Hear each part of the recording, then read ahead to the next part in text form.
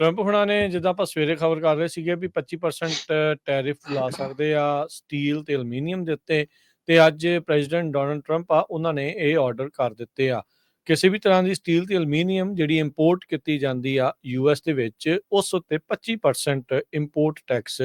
ਲਾਇਆ ਜਾਊਗਾ। ਉੱਦਾਂ ਕੈਨੇਡਾ ਅਮਰੀਕਾ ਦਾ ਸਭ ਤੋਂ ਵੱਡਾ ਇਸ ਦੇ ਵਿੱਚ ਐਕਸਪੋਰਟਰ ਹੈਗਾ ਆ ਸਟੀਲ ਐਲੂਮੀਨੀਅਮ ਦੇ ਵਿੱਚ, ਤੇ ਨਾਲ ਦੇ ਨਾਲ ਮੈਕਸੀਕੋ ਵੀ। ਅਜੇ ਥੋੜੇ ਦਿਨ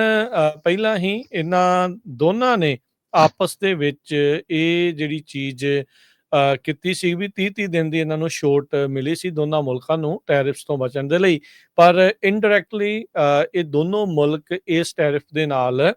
ਜਿਹੜੇ ਆ ਉਹ ਇਫੈਕਟ ਹੋਣ ਜਾ ਰਹੇ ਨੇ। ਉਹਨਾਂ ਨੇ ਕਿਹਾ ਵੀ ਕੋਈ ਵੀ ਐਕਸੈਪਸ਼ਨਸ ਨਹੀਂ ਹੋਣਗੀਆਂ,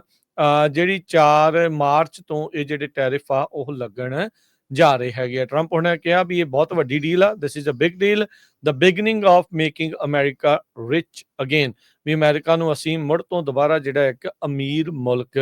ਬਣਾਵਾਂਗੇ। ਕਹਿੰਦੇ ਵੀ ਸਾਡੇ ਮੁਲਕ ਨੂੰ ਸਟੀਲ ਤੇ ਐਲੂਮੀਨੀਅਮ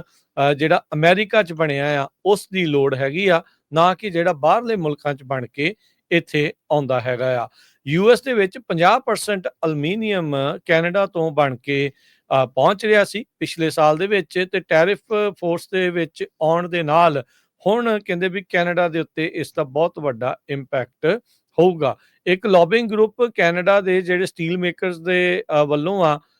ਉਹਨਾਂ ਨੇ ਕੈਨੇਡੀਅਨ ਸਰਕਾਰ ਨੂੰ ਕਿਹਾ ਆ ਵੀ ਭਾਈ ਯੂਐਸ ਦੇ ਉੱਤੇ ਇਮੀਡੀਏਟਲੀ ਤੁਸੀਂ ਰਿਟੈਲੀਏਟ ਜਿਹੜਾ ਕਰੋ, ਜਵਾਬੀ ਜਿਹੜਾ ਟੈਰਿਫ ਆ ਉਹ ਲਾਇਆ ਜਾਵੇ। ਤੇ ਉਹਨਾਂ ਨੇ ਜਿਹੜੇ ontario ਦੇ ਪ੍ਰੀਮੀਅਰ ਨੇ ਡਗ ਫੋਰਡ, ਉਹਨਾਂ ਨੇ ਕਿਹਾ ਵੀ ਜਿਹੜਾ ਜਿੱਥੇ ਕੈਨੇਡਾ ਦੀ ਸਭ ਤੋਂ ਜ਼ਿਆਦਾ ਸਟੀਲ ਦੀ ਪ੍ਰੋਡਕਸ਼ਨ ਹੁੰਦੀ ਆ, ਉਹਨਾਂ ਨੇ ਕਿਹਾ ਵੀ ਟਰੰਪ ਹੁਣੀ ਇਸ ਟਾਈਮ ਗੋਲ ਪੋਸਟ ਆ ਉਸ ਨੂੰ ਸ਼ਿਫਟ